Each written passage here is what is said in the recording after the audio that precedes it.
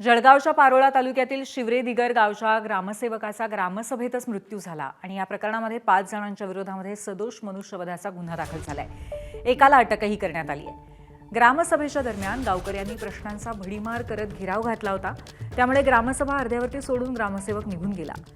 ग्रामसभेतल्या या प्रकाराचा धसका घेतल्यामुळेच ग्रामसेवकाची प्रकृती बिघडली आणि त्यामुळेच मृत्यू झाल्याचा ग्रामसेवक संघटनेचा आरोप आहे। प्रल्हाद पाटील असं मृत्यू झालेल्या ग्रामसेवकाचं नाव आहे। ग्रामसभेमध्ये ग्रामसेवकावरती प्रश्नांचा भडीमार करून गोंधळ घालणाऱ्या तरुणांवरती कठोर कारवाई करावी अशी मागणी ग्रामसेवक संघटना आणि राष्ट्रीय राजपूत संघटनेने केली आहे।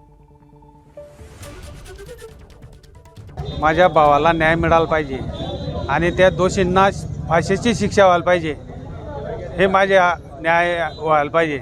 आणि माननीय पालकमंत्री या जिल्ह्याचे गिरीश महाजन यांना माझे एकच सांगायचे आहे, इथं काहीतरी दखल घ्या। आणि पालकमंत्री गुलाबराव पाटील कुठे गेले?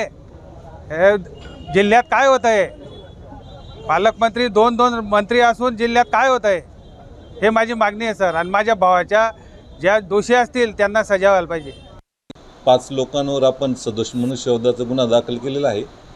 त्याच्यातल्या एका आरोपीला अटक केलेली आहे। इतर आरोपींचे आम्ही तपास करीत आहोत, त्याचा शोध घेत आहोत। पथक पण आम्ही निर्माण केलेले आहेत। परंतु या घटनेसंबंधी आम्ही एवढंच सांगू इच्छितो की ज्या ठिकाणी ग्रामसभा आहे तिथली सरपंच ग्रामसेवकांनी आम्हाला पूर्वसूचना दिली पाहिजेत आणि आमचा बंदोबस्त घेतला पाहिजे, जेणेकरून अशा घटना घडणार नाही। अंगावर धावून जाण्याने त्यांना जी धक्काबुक्की केली त्या मानसिक त्रासातून आणि त्यांना झालेल्या धक्काबुक्कीतून ते पहिलेच हार्टचे पेशंट असल्यामुळे त्यांचं दुःखद निधन झालं।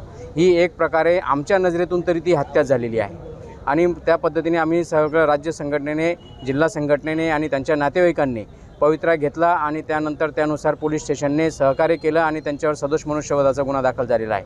अजूनही त्या ठिकाणी काही जे कलम लागतील तर ते कलम लावण्यासाठी जिल्हा संघटना आग्रही राहील आणि त्यानुसार त्यांच्यावर संबंधितावर कठोर कारवाई झाली पाहिजे, ही आमची भूमिका राहील।